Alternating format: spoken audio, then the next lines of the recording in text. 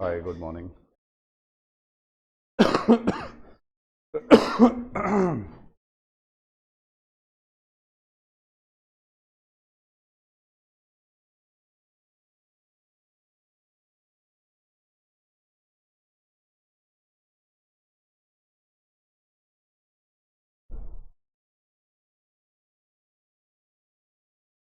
Page number बताओगे? Page number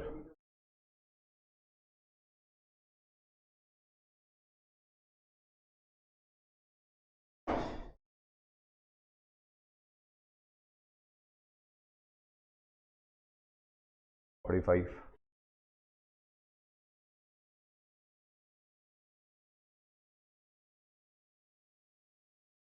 अपना वो चल रहा था कि ऐसे 501 कंप्लीट नहीं हुआ गया है।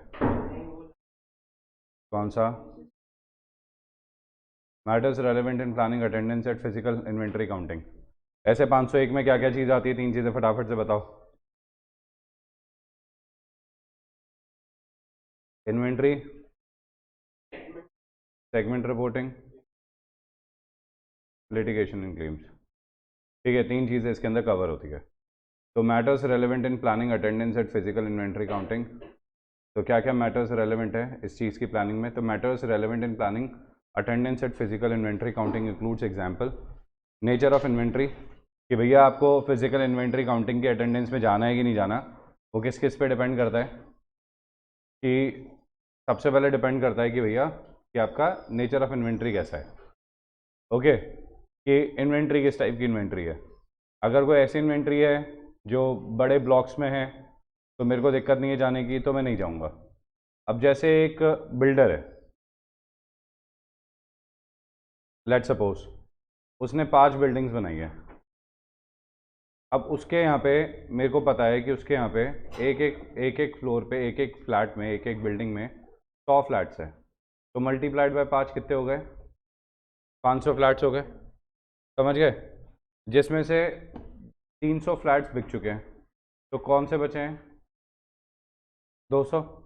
अब 200 ज़रूरी थोड़ी है कि मैं फिजिकल काउंटिंग पे जाऊँ। मैंने मेरी जगह मेरे आर्टिकल को भेज दिया, कंपनी की रिपोर्ट्स चेक कर ली, थोड़े बहुत बिल्डिंग्स देख ली, थोड़े बहुत ये फ्लैट्स देख लिए, तो इतना काफ़ी है। बट अगर यहीं पे अगर ये बिल्डर जो है इसके पास बहुत ज़्यादा सीमेंट पड़ा है, बहुत ज़्यादा इसके पास लेट सपोज ब्रिक्स वगैरह पड़ी है, ठीक है, तो अगर ये सब चीज़ें पड़ी है तो उस कंडीशन में मुझे क्या करना पड़ेगा? मुझे जाके देखना पड़ेगा। दूसरा है stages of completion of work in progress. Work in progress कितना है, कितना कम कंप्लीट हो गया, कितना कम कंप्लीट नहीं हुआ। अब जैसे कार मैन्युफैक्चरिंग कंपनी है, ठीक है, गाड़ियाँ बना रही है, आधी आधी गाड़ियाँ बन चुकी है, आधी आधी गाड़ियाँ पेंडिंग चल रही है। एक गाड़ी के बनने में लेट सपोज उनको, ठीक है, एक गाड़ी बनना चालू होती है 17-18 घंटे में बनती है, ठीक है। कुछ गाड़ियाँ इनकम्प्लीट पड़ी है अभी भी, हज़ारों गाड़ियाँ। एक बार उनका कंप्लीशन देख लेंगे कितना कंप्लीट हुआ कि नहीं हुआ, ठीक है। जैसे बिल्डिंग है, बिल्डिंग में मैं बात कर रहा था, तो बिल्डिंग अभी इनकम्प्लीट पड़ी है, तो इसके लिए क्या होता है? आर्किटेक्ट आएगा, इंजीनियर आएगा, वो आके आपको, ठीक है, वर्क कंप्लीशन की रिपोर्ट दे देगा। बैंक का ऑडिटर आएगा, वो आपको वर्क कंप्लीशन की रिपोर्ट दे देगा। मटेरियल मिस स्टेटमेंट के कितने चांसेस हैं प्रोडक्ट्स में? आपका जो गुड्स हैं उसमें मटेरियल मिस स्टेटमेंट होने के चांसेस कितने हैं? तो उसके ऊपर भी डिपेंड करता है, नेचर ऑफ कमोडिटी के ऊपर, कि भैया कितना मटेरियल मिस स्टेटमेंट हो सकता है। अब जैसे कि कोई प्रोडक्ट है, कपड़े हैं, उसमें कपड़े गायब हो सकते हैं। मेडिसिन्स है, उसमें मटेरियल मिस स्टेटमेंट होने के चांसेस कम है। कौन दवाइयाँ चुराएगा? हाँ, दवाइयाँ अगर महंगी है, एक्सपेंसिव वैक्सीन्स है, तो चुराई जा सकती है। बट जो सस्ती वाली दवाइयाँ होती है, फॉर एग्जांपल कॉम्बीफ्लेम, सोफ्लोमाइसिन, कौन चुराएगा? खुद को थोड़ी स्क्रैच करके आए यार सोफ्लोमाइसिन लगा लेता हूँ, ऐसा तो कोई नहीं करने वाला ना, ठीक है। Simple. Nature of internal control related to inventory, कि एंटिटी का इंटरनल कंट्रोल कैसा है। एंटिटी का अगर आईसीएस बहुत ज़्यादा स्ट्रॉन्ग है तो काम चल जाएगा, आईसीएस वीक है तो काम नहीं चलेगा। Whether adequate procedures are expected to be establish in proper instructions issued for physical inventory counting. क्या कोई एडिक्वेट प्रोसीजर्स एक्सपेक्टेड है, ठीक है, क्या प्रॉपर इंस्ट्रक्शंस के साथ ही मैं इसको वेरीफाई कर सकता हूँ। कभी कभी क्या होता है कि आप कोई मटीरियल है, इस टाइप का मटीरियल है कि जो आप नॉर्मली नहीं देख सकते, ठीक है, आपको प्रॉपर इंस्ट्रक्शंस के साथ जाके देखना पड़ेगा। ठीक है, तो उस कंडीशन में कैसे देखना है, टाइमिंग क्या रहेगा, entity makes perpetual inventory system. ठीक है, उन्होंने प्रॉपर एक परपेचुअल इन्वेंट्री सिस्टम मेंटेन कर रखा है क्या, locations eight which inventory is held, कहाँ कहाँ पे लोकेटेड है, असिस्टेंस चाहिए कि एक्सपर्ट की। ये कुछ ऐसे पॉइंट्स है जो ऑडिटर को ध्यान में रखने पड़ेंगे जब वो फिजिकल इन्वेंट्री काउंटिंग पे जाना चाहता है। ठीक है, तो मैटर्स रेलेवेंट फॉर प्लानिंग, जब प्लानिंग करना चाहता है तो क्या क्या चीज़ों का ध्यान रखेगा। ये जो आपके सामने है ना, ये 9 आपको एग्जाम्पल्स दे रखे हैं, सारे याद करने की ज़रूरत नहीं है, मैं टिक कर देता हूँ, वो याद कर लेना। नेचर ऑफ इन्वेंट्री, दूसरा है स्टेजेस, कितना काम कंप्लीट हो गया, risk of material miss statement कैसा है, इंटरनल कंट्रोल कैसा है।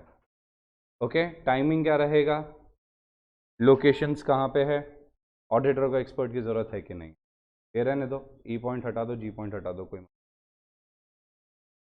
ठीक है, और यहीं तक देख लेना, location of which material inventory is held. ठीक है, ये एग्जांपल्स थे। अब आगे देखते हैं, physical inventory counting conducted other than the date of financial statement. 4 mark कर लो इस पे, एग्जाम में कई बार क्वेश्चन आ चुका है छोटा सा, आएगा छोटा सा क्वेश्चन। ठीक है, बट क्वेश्चन नंबर सुनो, क्वेश्चन सुनो। सबसे पहला क्वेश्चन आपके सामने है कि क्या फिजिकल इन्वेंट्री काउंटिंग, सबसे पहले तो physical inventory counting conducted at the date other than the date of financial statement, क्या ये पॉसिबल है।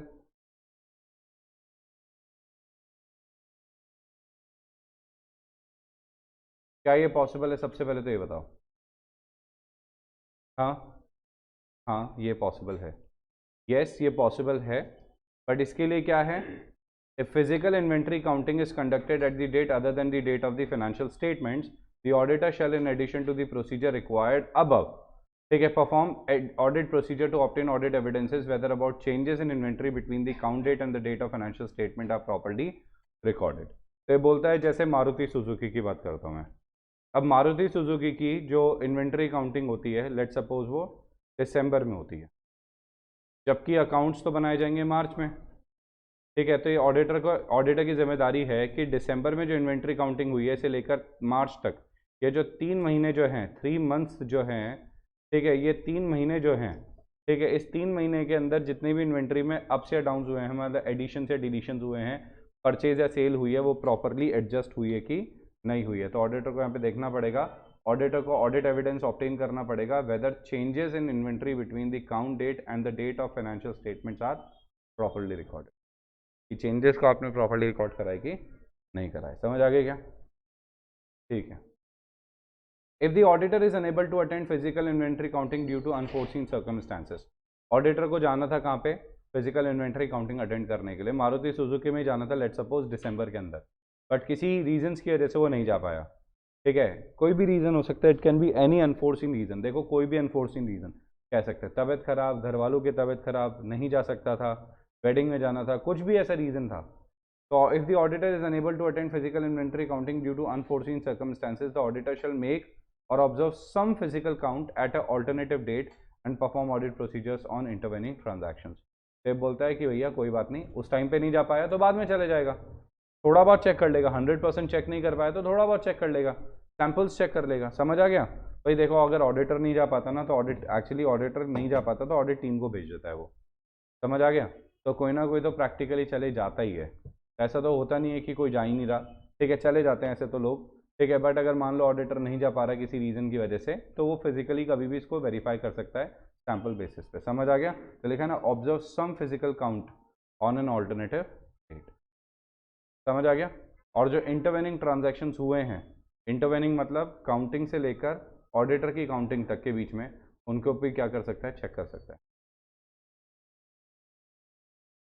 अब यहाँ पे तो क्या है, ऊपर में तो दे रखा है कि ऑडिटर जाना चाहता था मगर जा नहीं पाया, और जो नेक्स्ट पॉइंट है वो ये है, अटेंडेंस ही क्या है, इम्प्रैक्टिसेबल है, जा ही नहीं सकता, इम्प्रैक्टिकल है ये चीज़, तुम पहुंच ही नहीं सकते वहाँ पे। ठीक है, बोले किसकी, बोले कैसे कैसे नहीं पहुंच सकता, बोले कोल माइंस है हमारी भाई, आओ चलो माइंस में लेके चले आपको। ठीक है, गोरा गोरा ऑडिटर जाएगा, काला होके आएगा, क्योंकि कोल माइंस में गया। समझ रहे हो, ठीक है, बोले क्या हो गया, समझ आ रही है बात। तो भैया ये रिस्क रहती है, कई ऐसी जगह होती है जहाँ पे ऑडिटर का जाना इट्स नॉट पॉसिबल, ठीक है, अनकंजीनियल एरियाज होते हैं वो, जहाँ पे प्रॉपर ट्रेनिंग के साथ ही जाया जा सकता है। फिर उस कंडीशन में क्या करें? If attendance of physical inventory counting is impracticable, the auditor shall perform alternate audit procedures to obtain SAAE regarding the existence condition of inventory. तो यहीं पे बैठ के चेक कर लेगा, कैमरेज में चेक कर लेगा, वहाँ पे काउंटिंग चल रही है उन सबको। It is not possible to do so. The auditor shall modify the opinion in the auditor's report in accordance with SA 705. But अगर कुछ भी पॉसिबल नहीं है फिर तो क्या करेंगे? फिर तो बस 705 लगा दो, मॉडिफाई कर दो। कोई तकलीफ है तो बोलो। आ गया समझ में? नेक्स्ट आता है, अब इसका एग्जाम्पल देने की कोशिश करिए। ये देखो, where inventory is held at a location that may pose threats to the safety of the auditor. समझ आ गया? तो नहीं जा सकता।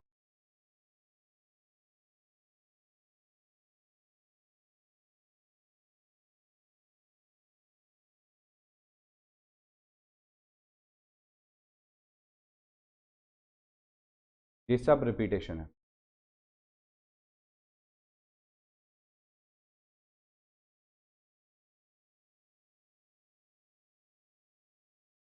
इसके लिए वो कुछ ऑल्टरनेटिव प्रोसीजर्स परफॉर्म कर सकता है।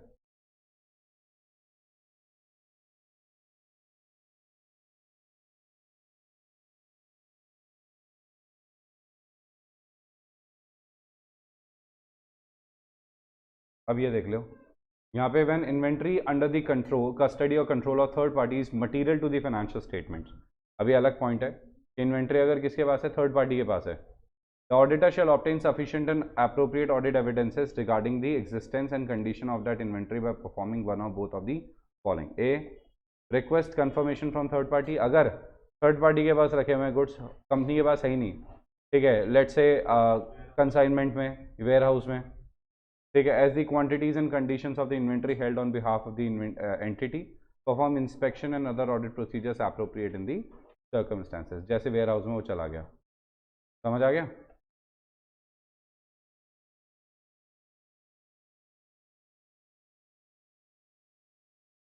Illustration number 9 है, Paramount Exports Limited is a manufacturer exporter having its own production capacity and also gets the job work done through various job workers। तो जॉब वर्क करवाते हैं। जॉब वर्क मतलब समझते हो कि खुद की फैक्ट्री में काम ना करवा के दूसरों को काम दे देते हैं, ठीक है, उनको मटेरियल वगैरह सब कुछ अपना दे देते हैं, बोले तुम काम करके ला के दे दो। समझ आ गया? Like that. The auditor of Paramount Exports Limited considers that inventory held with job worker is material to the financial statement. Being an auditor बताओ, जो इन्वेंट्री जॉब वर्कर के पास पड़ी है वो मटेरियल है कि नहीं है? ऑब्वियसली हमारा सारा काम ही उन्हीं के पास पड़ा है। Suggest the audit procedures in that given case. Solution देखिए, when inventory under the custody, ये सेम पॉइंट है जो अभी अभी पढ़ा है ना मैंने आपको, वही एग्जैक्ट आंसर सेम लिखा हुआ है, ठीक है। Next is what? Next is your litigation and claims. क्या होता है लिटिगेशन एंड क्लेम? बताओ। आसान भाषा पे केस चल रहा है एंटिटी के ऊपर। Auditor shall design and perform audit procedures to identify litigation and claims involving the entity which may give rise to risk of material misstatement including inquiry of management whether applicable other within the entity including in-house legal counsel। तो सबसे पहले auditor को पता लगा कि भैया यहाँ तो क्या है, लिटिगेशन एंड क्लेम्स है, ठीक है, जहाँ पे मटेरियल मिसस्टेटमेंट हो सकता है, तो उसके लिए ऑडिटर क्या करेगा? ऑडिटर सबसे पहला ऑडिट प्रोसीजर क्या फॉलो करेगा? सबसे पहला ऑडिट प्रोसीजर है इंक्वायरी करेगा, inquiry of management whether applicable others within the entity including in-house legal counsel। तो in-house legal counsel मतलब जो लीगल टीम है ना कंपनी के अंदर, ठीक है, जो लीगल टीम काम कर रही है, उनसे क्या कर लेगा? उनसे जाके राय ले लेगा। समझ आ गया क्या? मिनट्स ऑफ द मीटिंग को रिव्यू कर लेगा, मिनट्स ऑफ द मीटिंग को रिव्यू कर लेगा।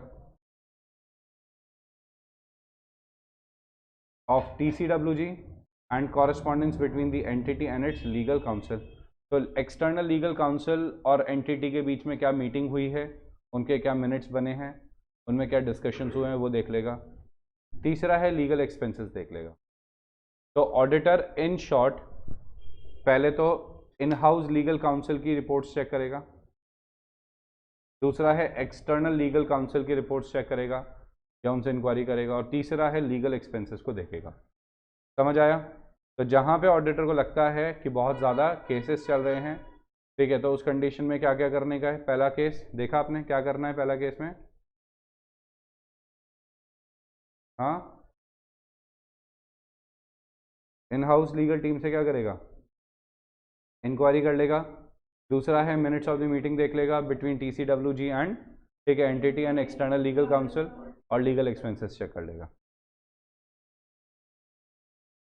If the auditor assesses a risk of material misstatement regarding litigation or claims, communication with the entity's external legal counsel. If the auditor assesses a risk of material misstatement regarding litigations or claims, उसको लगता है कि material misstatements है, ठीक है, litigation claim में, और when audit procedures perform indicate that other material litigation or claims may exist, the auditor shall, in addition to the procedures performed by other SAs, seek direct communication with the entity's external legal council. मतलब बाकी जो audit procedures, simple भाषा में भैया यहाँ तक की तो लाइन ये एग्जैक्टली कॉमन है। समझ आ गया? यहाँ तक तो ये तो एज इट इज चिपका रखी है। मतलब अदर एसेस में जो दे रखा है वो तो ऑडिट प्रोसीजर वो फॉलो करेगा ही करेगा, क्योंकि ऑडिट प्रोसीजर्स तो अपन पढ़ के आ चुके हैं। ठीक है, ऑडिट प्रोसीजर्स क्या है? हाँ आइयो, ये तो रेयर है, याद आ गया, ये तो है ही। इसके अलावा यहाँ पे इसे एक्सटर्नल काउंसिल से कंफर्मेशन लेनी पड़ेगी, और एक्चुअली में सिर्फ कंफर्मेशन ही नहीं है, उससे बैठ के कम्युनिकेशन करना पड़ेगा। He will seek direct communication, मतलब वो मिलने जाएगा, उनके पास बैठेगा और उनसे पूरी डिटेल इन्फॉर्मेशन लेगा। तो एक्चुअली में क्या होता है, ऐसे जो है ना, जैसे फॉर एग्जांपल ऐसे है, ऐसे ने तो एक्सटर्नल कंफर्मेशन डिफाइन कर रखा है। एक्सटर्नल कंफर्मेशन ऐसे 505 में डिफाइंड है। समझ गए भाई? एक्सटर्नल कंफर्मेशन ऐसे 505 में दे रखा है, तो एक्सटर्नल कंफर्मेशन तो हमें समझ आता है, बट उस एक्सटर्नल कंफर्मेशन के अंदर आप सिर्फ एक अमाउंट को कंफर्म करते हो ना, और क्या करते हो बताओ? What you are doing in external confirmation? Confirming an amount, that's it. भाई एक अमाउंट ही तो आप कंफर्म कर रहे हो, और क्या कर रहे हो एक्सटर्नल कंफर्मेशन में? कुछ भी नहीं कर रहे। आप बैठ के एक अमाउंट पे तो डिस्कशन कर रहे हो कि बता दे 5 लाख हमारे लिखे हैं, तेरे कितने लिखे हैं, या तू बता दे तेरे कितना लिखा है। समझ गए क्या? तो यही तो पूछता है मुझसे, और तो कुछ हम मुझसे पूछते नहीं है, और तो हम उससे कुछ इंक्वायरी करते नहीं है। तो इसीलिए ही seeks direct communication with the entity's external legal counsel, कि वहां बैठ के उनसे डायरेक्टली बात करेगा, उससे पूरा मैटर समझेगा कि एंटिटी आपको करोड़ों रुपए क्यों दे रही है, ऐसा कौन सा केस चल रहा है, किस मैटर के ऊपर केस चल रहा है। ऐसा तो नहीं कि इस मैटर की वजह से एंटिटी बंद हो जाएगी। तो क्या मैटर है, क्या तरीके का मैटर है, आप ये बताइए। समझ आ गए क्या? बोलो। The auditor shall do so through a letter of inquiry requesting the entity's external legal counsel to communicate directly with the auditor. तो क्या बोलते हैं? Auditor shall do so through a letter of inquiry requesting the entity's external legal counsel to communicate directly with the auditor. ठीक है, तो इससे के auditor क्या करेगा? लेटर ऑफ इंक्वायरी भेजेगा, ठीक है, requesting the entity's external legal counsel, कि वो डायरेक्टली आप मुझसे बात करो, कि मैं आपसे डायरेक्टली बात करना चाहता हूँ। तो इसके अंदर जो लेटर ऑफ इंक्वायरी भेजेगा ऑडिटर ड्राफ्ट करेगा एक लेटर ऑफ इंक्वायरी या मेल पे, ठीक है। लीगल काउंसिल जो भी लीगल टीम है भाई, जो भी लीगल टीम आती है, ठीक है, उसको अपनी फर्म के नाम पे लेटर भेज देगा कि मेरे को आपसे कुछ बातें डिस्कस करनी है, फिर दोनों मिलेंगे, आपस में बात कर लेंगे, तो समझा देगा मैटर। समझ आ गया? If law regulation of the respective legal professional body prohibits the entity's external legal counsel from communicating directly with the auditor shall perform alternative audit procedures. अब आपको पता है कॉन्फिडेंशियलिटी के बारे में, कॉन्फिडेंशियलिटी ऑडिटर को भी मेंटेन करनी पड़ती है, यस और नो? हाँ ना, कॉन्फिडेंशियलिटी ऑडिटर को भी मेंटेन करनी पड़ती है। क्या ऑडिटर कॉन्फिडेंशियलिटी के रूल को तोड़ सकता है? क्या नहीं कर सकता। क्या ऑडिटर, ठीक है, किसी को भी कंपनी के बारे में बता सकता है? नहीं बता सकता। क्या ऑडिटर कोर्ट में जाके बोल सकता है एंटिटी के बारे में? आंसर इज नहीं बोल सकता। ठीक है, ऑडिटर कब बोल सकता है? With the permission of the client, या फिर अगर उसकी प्रोफेशनल लीगल ड्यूटी बन गई तो उसको करना है। ठीक है, अगर professional duty to do so है, ठीक है, तो ही उसको बताना पड़ेगा, अदरवाइज वो बताने से मना कर सकता है। तो बेसिकली यहाँ पे वही सेम चीज़ लगती है किसके ऊपर? लॉयर के ऊपर भी। लॉयर के ऊपर भी तो कॉन्फिडेंशियलिटी का रूल अप्लीकेबल है।